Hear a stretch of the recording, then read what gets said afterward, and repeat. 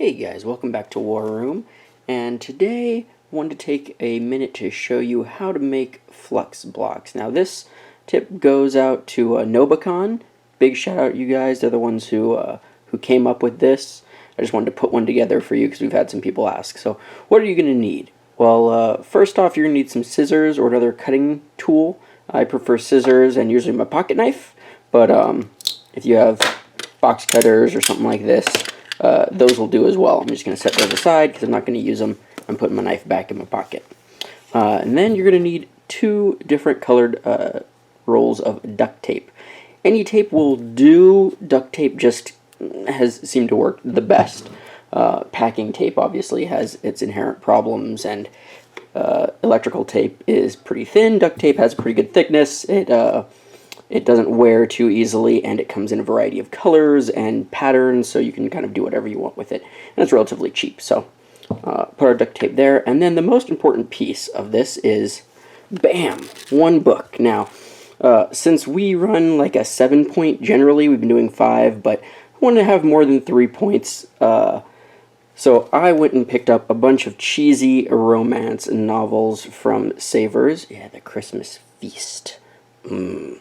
Special edition. Wow, Walmart had this for $3.56. Don't worry, guys. I got them less than 25 cents a piece. That's why I went with cheesy romance novels. Also, because I wanted them to be around the same shape and size. I didn't want like a giant book for 1 point and then smaller books for another. So I tried to keep them fairly uniform. And these were super cheap, like I said. I think they're 25 cents a piece or like 10 for $2. So I just grabbed 10 so I could mess around with it. I'm going to try to do this without shaking the camera. I'm going to try to narrate while I do it, but I think it's pretty obvious you cover it one side in red, one side in blue. But I'm going to do this and either narrate or we might end up time-lapsing depending on how this looks. So here we go. I'm going to start with red, and usually what I like to do is start with one of the open sides, usually this big side, because this side is obviously already bound. And you don't want to end up, you know, with a point that's like this because your tape is all messed up or something weird. So I just like to grab a piece. You measure out about the length of your book. Go a little bit over because you're going to want to fold over anyway. And then what I like to do is bring it to the edge of the table and find about the halfway point. And it's not so bad on your first pass. I'm just going to snip this. Oh, this is way harder doing it while you're also trying to hold a camera. So let's get this guy down right here. Bam. And what I mean by the halfway point is I didn't cover everything up, right? So if that's not perfectly straight, don't worry. When we come in with the blue side, we'll try to get that all straightened out. And then I just do a fold over, and again, that's not perfect. Don't worry, we'll clean that up by the end of it. And there we go. We've got one side. Now I'm going to do the rest of red here. Other side, I just like going in order. It's also helpful if you measure out and then pre-cut. You can just throw the tape at the edge of the table and pull it out. It's a little bit easier. See, am I getting this in frame? Yeah, it's way harder to focus on everything when you're recording stuff too. Yeah, it's about halfway. And we're just gonna, oops, sorry, see, I'm knocking the camera. That's what I was trying not to do. Boom, boom, and that's why you do all of one side first, because you're gonna have some overhang like this, right? And then when we do the blue, we'll try to make sure that it evens out. And if not, you can always go in. It's just duct tape, guys, so you can go in and clean stuff up as much as you want. I'm not being super rigid with like kind of what I'm doing here. Let's see. So here's what we're going to do. I'm going to do the blue on those sides next. And then we'll do this end point. And then the rest is fairly easy. I'm going to take this, tape it off the table. You can kind of see it a tiny bit down there, but that's all that's going on off camera. It's nothing exciting or amazing. Okay, and this is where you're going to want to come in and sort of make sure that you are... Here, I'll try to hold this up. Oh, I need an extra hand. All right, there. Bam. And it looks about halfway, and like I said, it's not crucial that it's exactly 50-50. I just like to make things a little bit as nice as possible. And try to go down here. Looks all right. And this is sort of the beauty of working with duct tape is, you know, these corners, if you really want to come in with an extra little piece, you can cut a small strip and just go around the outside here. I probably won't do that because, man, these are so cheap. But you'll see in a little bit what I'm going to do is basically the same thing to the bottom sides there. And smidge more. Okay, that was too much. It's fine. It's fine. Whatever. Whatever. Bam. Yeah, I know this is all to one side and not in the middle. I apologize again.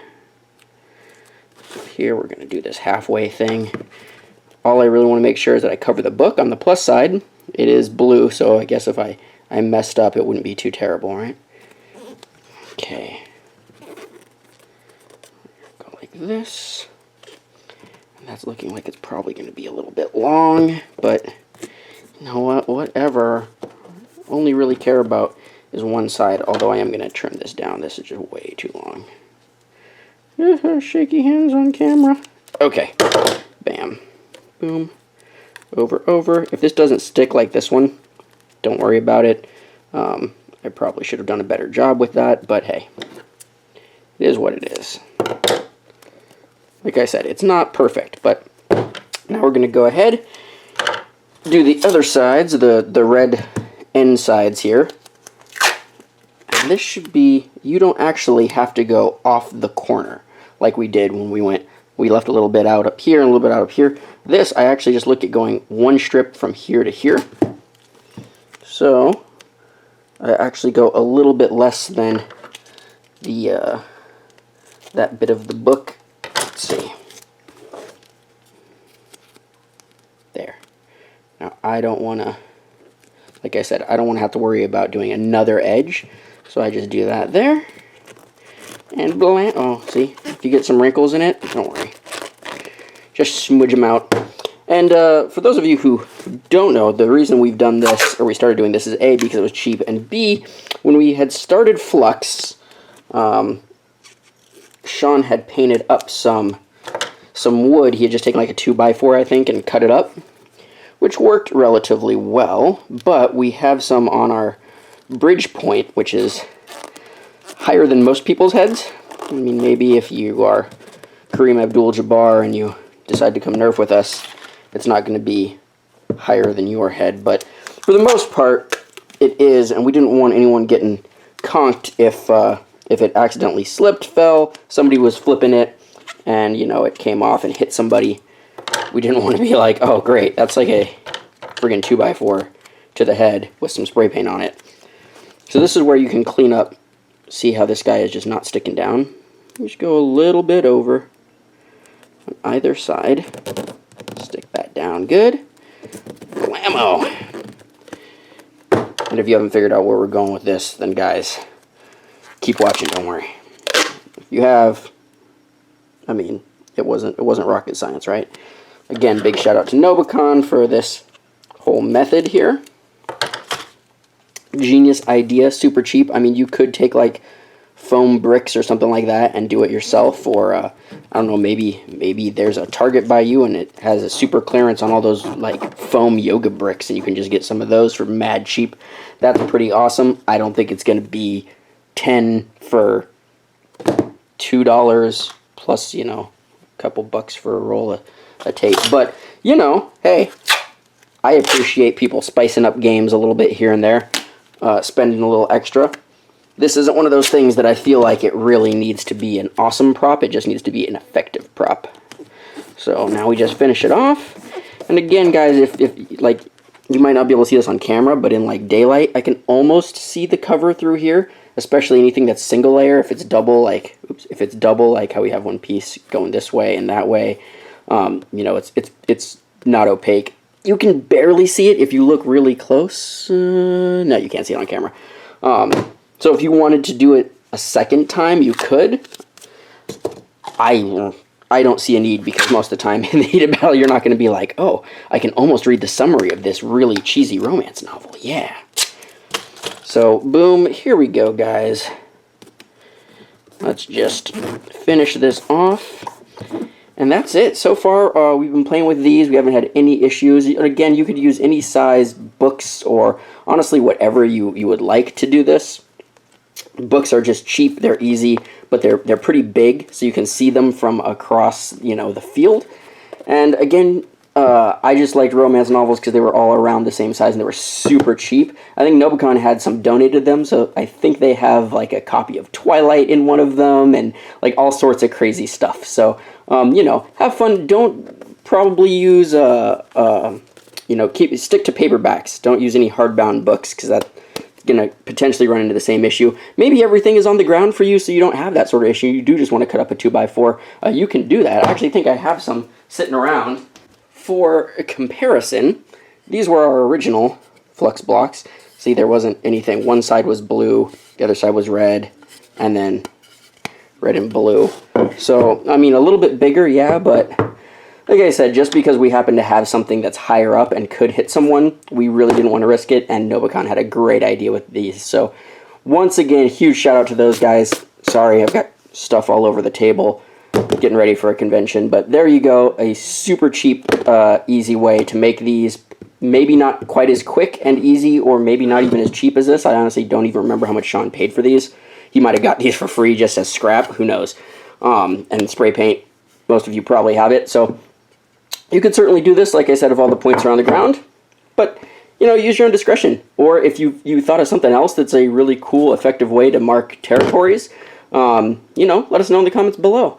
But that's it, guys. A really cheap DIY quick prop, and you can make a ton of these. I think in like an hour I made all of the ones that we use for games. So that's it, everybody. Blocks for Flux or graffiti or whatever you want to call the game type. It's just territories that you flip over. Anyway, maybe we'll do a rules video for that later. I think we've discussed it in the podcast, but people have mentioned it before. So there you go, everyone. As always, stay safe, have fun, and happy tagging.